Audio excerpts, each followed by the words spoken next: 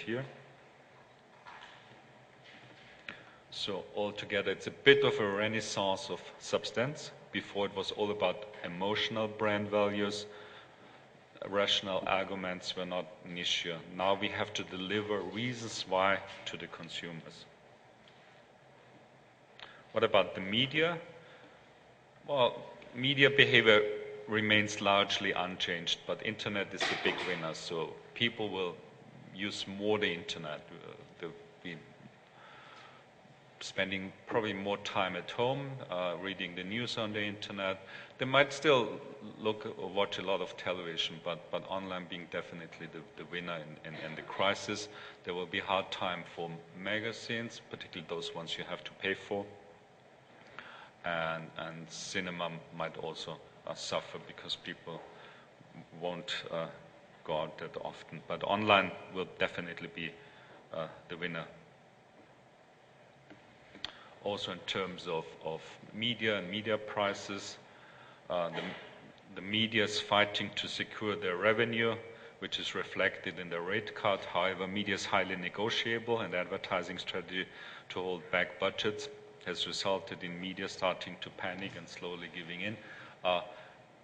Particularly in our Central and Eastern European area, there always have been high inflation, looking at markets such as Romania or Serbia or the Ukraine, and now it comes down, and some markets are like flat. So Bulgaria, I was told, is rather flat, and in other markets the prices are really going down for TV and other media. So we are moving from a seller's to a buyer's market. Now the advertisers, the clients, are in a much better position because there's more flexibility, more airtime, more good airtime, more choices. And they also will ask for extended payment terms. So at the moment, and this is really a change from like what was yesterday, is it's a buyer's market. So do we think there will be less clutter? Because we've been complaining in the past, there's so much advertising out there. The only potential decline our consumers might really see is physically thinner newspapers and magazines. So magazines might get thinner. But the media owners have fixed space, time to sell, and cannot easily change this in the short term. TV stations have programming made to accommodate certain minutage of commercial airtime, which is like 12 minutes per hour. Most of the TV channels in Central Eastern European were overselling airtime in the past, and now in the shortfall of paid TV stations will either promote forthcoming programming or run bonus spots. Out of home will simply offer free overshows, so you book 1 week and you get another one for free. Print will sometimes run house ads. So consumers are therefore highly unlikely to notice a decline in ad spend. So you still need to have strong advertising to break through the clutter. Some even try to have different business models, performance-based media pricing that started in Germany. So the discussion is if it's an innovation or it's just additional discount. Some media houses connected prices with sales. There's a low base price and additional premium if the sales is good. There's a certain success correlator related to discounts. But at least it's discussion. There's weakness in it because it's only applicable for fast-moving goods. The effect of a single media cannot be isolated. It's sort of a compensation for lack of research, which we have in press, works only for dailies, innovation, or just additional discounts. TV has already research in place. That's what they say.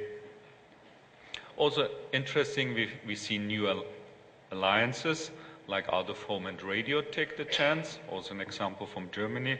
There's a gross media offer from 2 sales houses. It delivers visuals on the billboards and more details on the radio during the drive time to young mobile affluent targets. So also an interesting approach. So basically we have to get out of the comfort zone we have been in the past For agencies to be successful, they need to reorient their thinking. They have to step outside their comfort zone, the planners being traditional planners, the buyers being traditional buyers. Just because a client's budget is flat, that hardly means the brand doesn't want innovative ideas. So we have new ways of exploiting old media, and then of course, exploiting the new media. We have to cut through the clutter, and also media needs to develop innovative advertising opportunity, not just the print ad and the TV break, advertising break.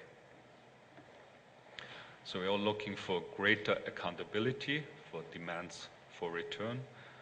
The industry can change to an ad buying metric that reflects a marketer's return on investment rather than the current decades-old reach and frequency models.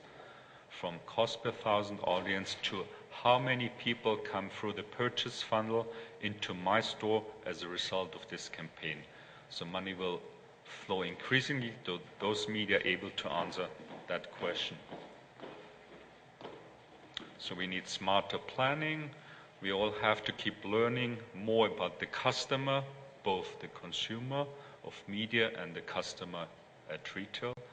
There's still an opportunity to connect with consumers in a deeper way, and it might require a different kind of planning process between ourselves and our media partners.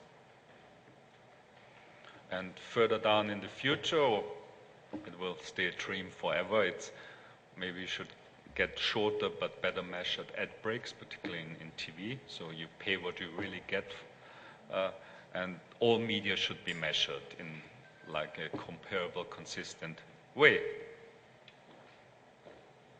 So altogether, I can deliver you some 6 insights. First is, get digital literate, bring yourself up to speed in digital, using all the new trends, social networking, and all what's going on the internet. The second is accountability.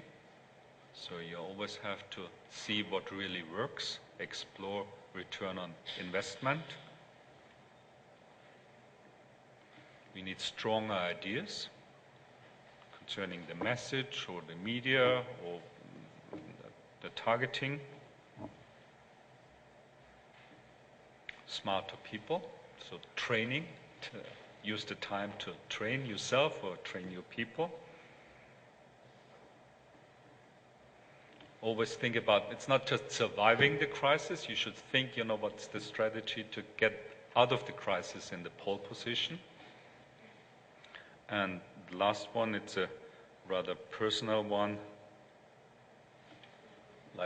get fit and healthy, because you will need more energy in the future, because life's going to be tougher in the future. Thank you.